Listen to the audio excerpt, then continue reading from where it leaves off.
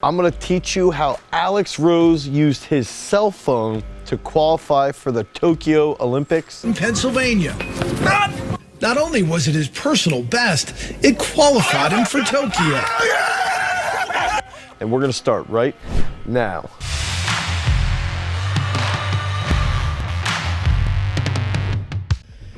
All right, so it's 2015, 2016, and you and I, we had started to talk and started to figure out, like, okay, how can we make this work?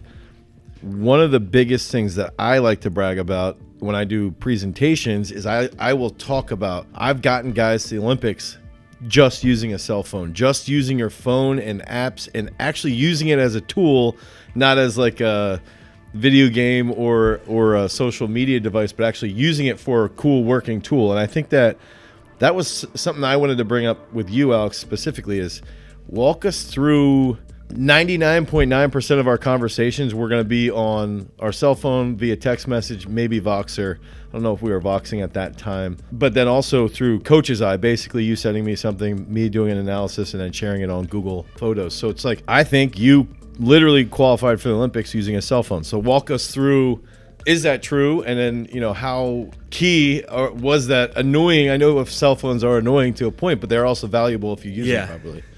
100%. I qualified for my first Olympics using my cell phone. It sounds so ridiculous to say that, but it all started when I think you were using Coach's Eye, correct? That app that you were doing. And I had never really done technical analysis with a different coach before, but it started with me doing that thing where I jump with my right leg through the middle. And that was clearly what you were trying to hammer out of me. And you sent me a video that was like, hey, or you called me and you were like, hey, you need to stop jumping out of the back. Here's an analysis. You sent it to me in my email or something. And I saw what I needed to change. You clearly outlined what I needed to do. I need to get my right down quicker, and I need to stop hopping out of the back. So I'd sent you another video. And you were like, dude, you didn't make any of the corrections I said. You jumped immediately out of the back. You were laid off your right leg. You over-rotated.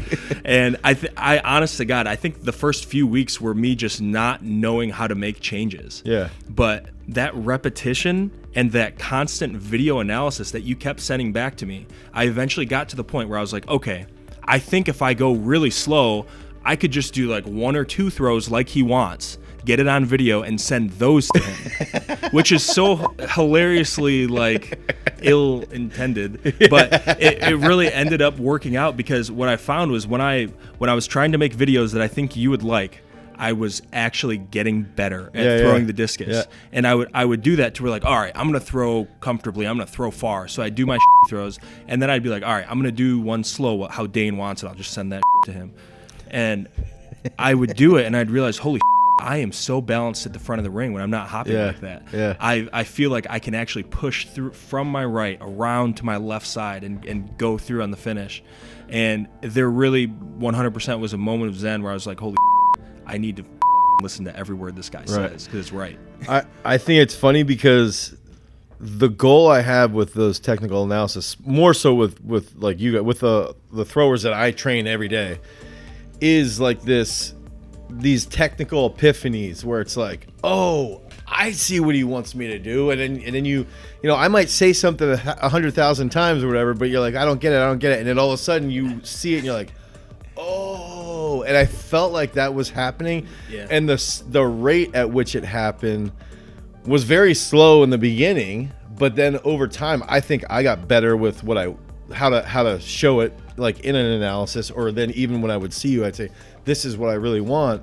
And I think over time then it would lead to all the way up till 8 weeks ago or 10 weeks ago, we're like, yo, I'm going slow and I'm staying super, super grounded and I'm smashing these throws. I think if I can hold that left, sort of like stall on the finish. And then I think it's cool to see, like, because it might take time, but if you're patient with it, that you can have those technical epiphanies.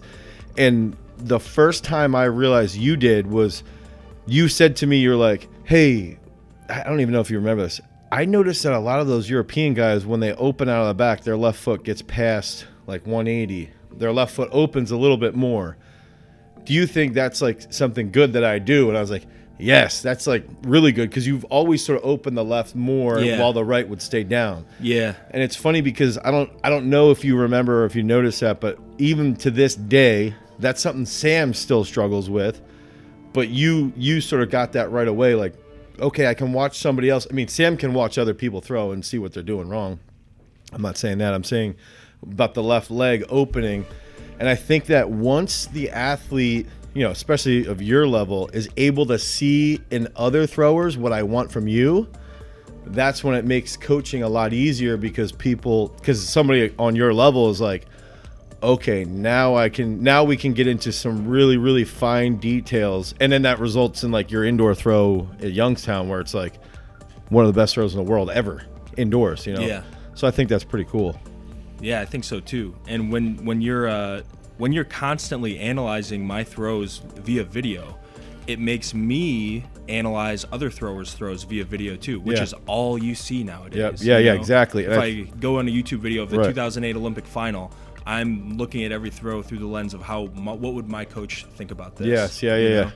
And I think, dude, Nick Arrhenius has pointed that out where that's huge for the sport in general to realize, like, and we sort of talked about this as far as like approaching life. People have done this before, so why are we trying so hard? Let's learn from what they've done. Let's see what their mistakes were. Let's see what their good parts were, and then continue to refine that. And as a sport, maybe eventually the world record might go down or whatever it might be. So if you want help around developing Olympians, you could click on the link down below. You can head over to garagestrength.com and you can pick up one of our phone consultation programs. If you want more content around developing elite, world-class athletes and Olympians, click on this card right here. Until next time, guys, peace.